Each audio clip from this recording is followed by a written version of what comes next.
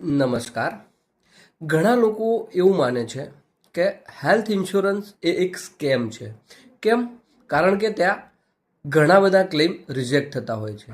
પરંતુ દોસ્તો, હકીકત એ છે કે હેલ્થ ઇન્સ્યોરન્સની અંદર ક્લેમ રિજેક્ટ થવા માટેના મેઇન 5 કારણો છે. 5 કારણો.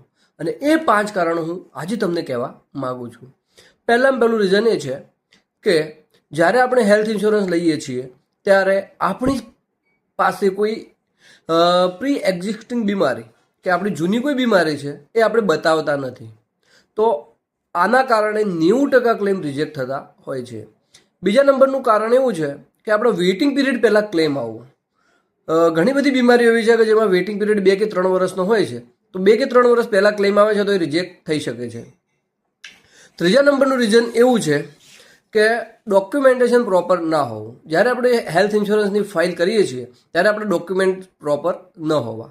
ચોથા નંબરનું રીઝન છે કે આપણે હોસ્પિટલાઇઝ થવાની જરૂર ના હોય તેમ છતાં પણ આપણી પાસે હેલ્થ ઇન્સ્યોરન્સ છે એને લઈને આપણે હોસ્પિટલાઇઝ થયા હોય તો પણ રિજેક્ટ થઈ શકે છે. And last and final reason છે કે રૂમ કેપિંગ ચાર્જ. તો આ ચાર્જના કારણે શું છે તો આપણું હેલ્થ ઇન્સ્યોરન્સના જે પૈસા છે એ કપાઈ જાય છે. તો દોસ્તો, વધુ માહિતી માટે અત્યારે કોન્ટેક્ટ કરો. Thank you.